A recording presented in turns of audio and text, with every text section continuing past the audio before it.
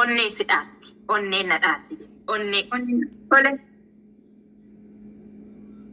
Yogguu bilbila isaanii argin bakka kaasuu hin danda'u. Harkichi na mul'ata. Ahaa si qarqara ilaa akkasi godhatti. Amma bakka hin tuqu bakka. Maqaa isaanii yogguu argu harkichi akkas ta'a. Anallee akkas na gootee turte sirriitti. Akkasi godhatti la. Bakka sana yoo tuquu jettu harki kun siin tuqu. Bakka ittiin guruunii sana. Mitiire? In dubbisin. Komentiin dubbisin dhiisi. Si joonjessuu fi jedhu. Komentiin xonqaa'ii nafta nyaati. Haadha gaaffii deebii ajaa'ibaati. Isheen gurmareeffama fuudhanii. Kanaafuu ishee godha.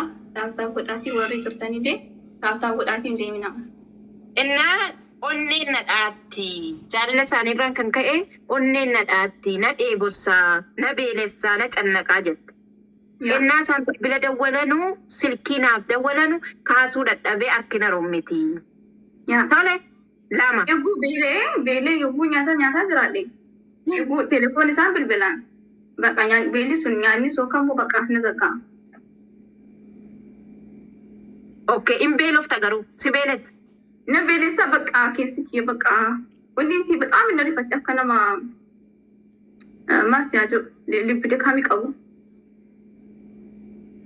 Si beelessa yeroo ati nyaachuu dhattu isaantu si mul'ata. Yaa. Carraa kee dhuguma jaalala dhugaa si qabe dhageesseet. Innaa lillahi wa inna ilaihi. Eebade. Ishi. Saatiin ribaa'oo. Isa faana gaafati beedhis. I'm so sorry. Kiyyan na dhagaame ba? Na beelessa. Yoon beela immoo nyaachuu yoon jedhu hin nyaadhu. Na hudhaa siliqin. Yooti nyaachuu jettu bakka afaan kee dhiiga faa sitti jedha. Sittin tolu. Okay. Ishi kan biraa sadii qofa natti himte jedhe hanga 10 jira jaalalli.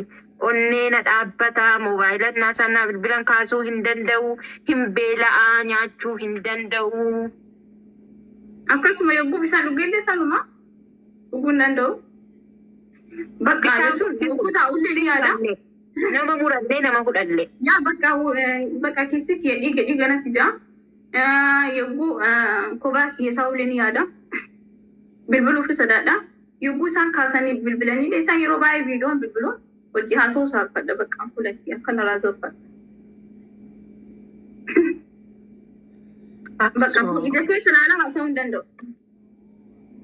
Yaa intarvii kana irratti wantan kana kaasuu barbaadee fi isinii jaalala dhugaa osoo hin taane ittiin beekamtii argachuufi waan jedhaniif jaalalli dhugaa akkam akka nama godhuu isii gaafachuudha. Dhuguma jaalattee yoo beektee jaalala jechuun jarana jaalala jechuun ittiin qalladina. Jaalalli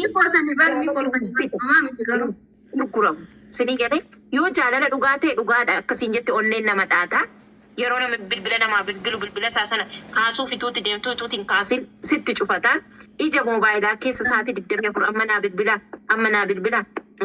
Sirkii isaan alatti qotuullee sirkii meeshaa. Kono. Yogguu sirkii dhagee likki ilaalee nama biraa ta'e immoo bakka qalbiin kiyya sirkii isaanii laasoo na keessa.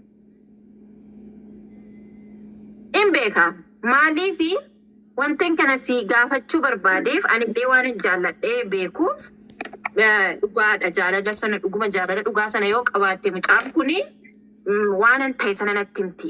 Ishi isaatii irribaa'oo irriba yoo dhattu irribni si qabaa? Irribni hin jiru. Jaalladhee kiiloo meeqan qannase naan jette? Kiiloo 6. Ilaaliga kiiloo 6. Erga isaan jaallatte ji'a meeqa? Ji'a 2 kanan taanaa. Tole. Ji'a 2 keessa kiiloo 6 qannasuun faranjiin kiiloo 1 qannasuudhaaf paartii gootila. Kiiloo 1 qannasuu jettee qophii qopheessitee sinii galee qophii qopheessitee nama yaabti. Kiiloo 1 qannasuun cima. Isiin immoo ispoortii tokko malee rakkoo tokko malee sababa jaalalaatiin kiiloo 6 qannastee jirti. Kunillee karaa seeraatti nu dhiyaachuu qaba. Carraa keessan ishee gaaroobe. Carraa akkamii qabdaniin kan burtukaaniin akkasii nama jaalachuun carraa ajaa'ibaatiin jedhan. nama reef nama rafee bulee yoo fakkaattu nama rafee bulee fakkaattu dhugaa fakkaattu kun akkas jedhaa jiran dhugaa siiti nama rafee buleen fakkaattu yaa guyyaa lama kamitti barate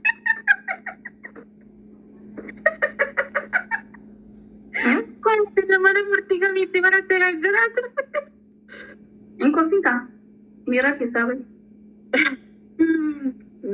durbummaa qabdaa maal durbummaa naggaafataa safuudha ijoollee ana kun nama gaafatu kun immoo gaafatu kun ani tun dhiira ta'e hin gaafadha ani hin gaafadhu kan dhiisa yaa kanan gaafatamu okay kiiloo 6 qannasee jette mee anamma saatii irribaa yeroo raftu nama jaallatta yoo ta'e mee saatii irribaa mee akkamitti irribni akkamitti si qabu dide maal irribni kan nama qabu didu okay waan tokko nyaata tokko irratti yoo nama sitti ibse kan koo deebistee natti ibsaa jirta jechuudha tun sitti ibsi waa biraatiin sitti ibsa amma nyaata tokko yoo na jaalalli na qabe nyaata naa liqimsamuu dida nyaachuutu hin barbaadu nyaanni sun dhiiga natti jedha afaan kaachuudhaaf na hudha garaa keessaa na beelessa asii gadi hin deemu sii gadee innaa irriba sana maal ta'a turte sa'aatii 22 yookiin sa'aatii 2tti kara irribaa deemta yeroo kara irribaa deemtu miira akkamiiti maaltu sitti dhaga'ama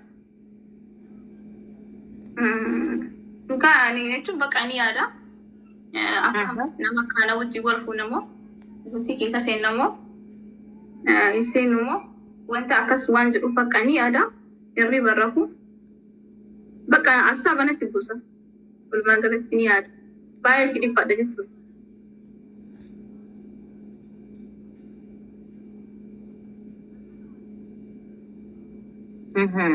Miira keessaa bahe. Komentii ajaa'ibaa tokko komentii xiyyitii abiyyiin tokko suu dadhabe tokkotiyyuu asii tokko fante. Nabira kootu barreessi. Achitti barreessi dhaqiitii achi barreessi.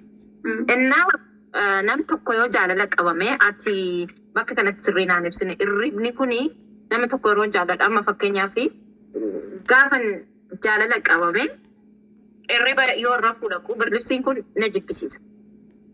As garagala abba manaa kun nan mul'ata. Achi garagala nama jaalladhe nan mul'ata. As garagala akkas irriba qaamni kun guutuun bakka jira mitiire nama biraati. Innaa akkasi godhe jaalalli isaanii kun. Dhugaa jirtu. Akkas mitiire.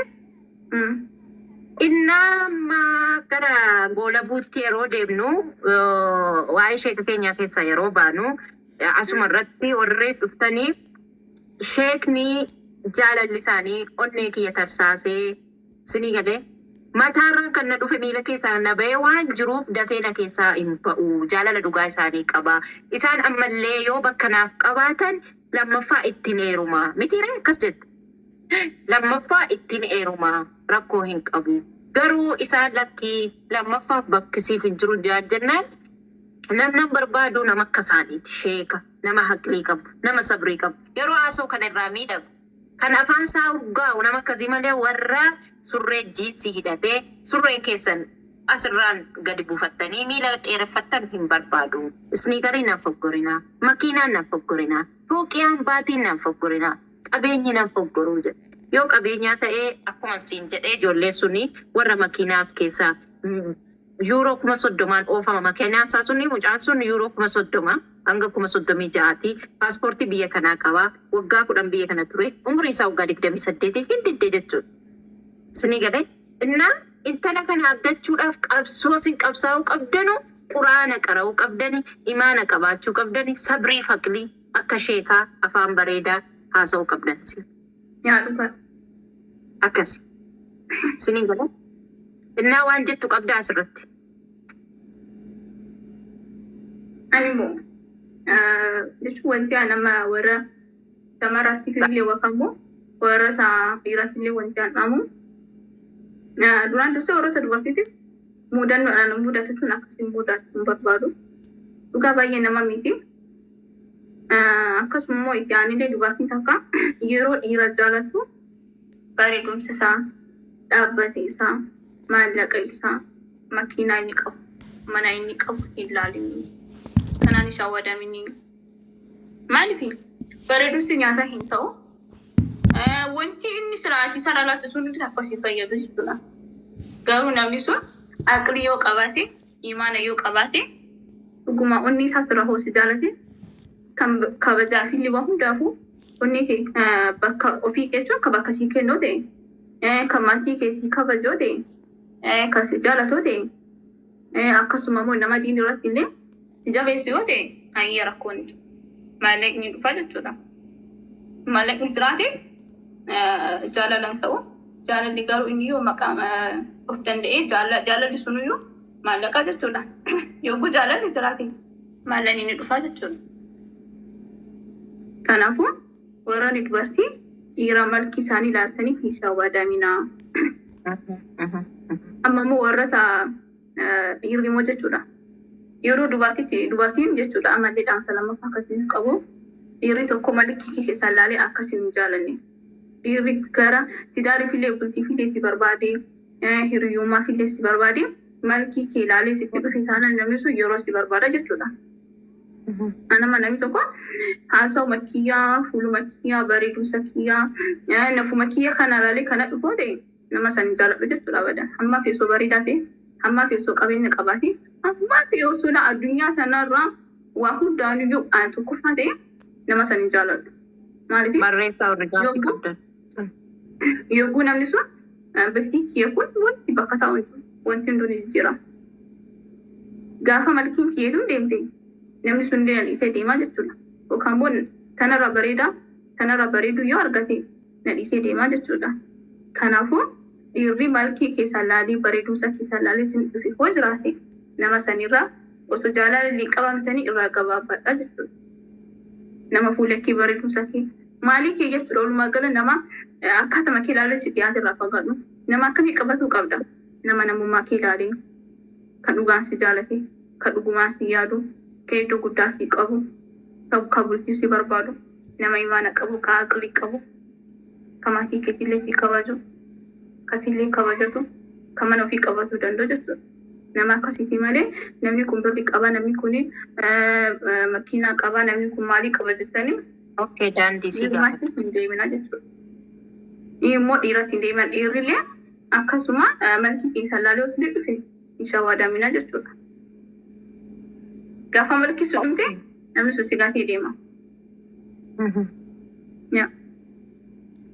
Okay, Laila Galatoomi. Maqaan keellee akka fuula keetii bareeddi. Maashaallah sin jedhe raasumaanii. Naa waan si gaafachuu barbaadu keessa asirratti gaaffii wayi deddeebitee dhufturraa dhiisee osoo kan jaraa dhiisee kan kosi gaafadha.